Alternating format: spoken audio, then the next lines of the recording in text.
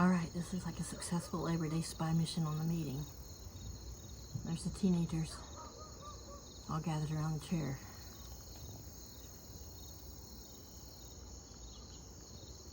Looks like everybody's included.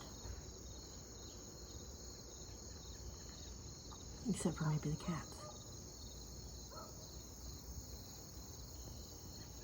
It's almost 7 o'clock at night, and this is what they do.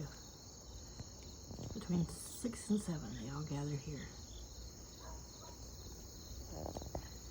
They call it their little chicken town meeting. Even the teenagers are learning. All come here and sit and for bedtime. Even Laddie and Flower.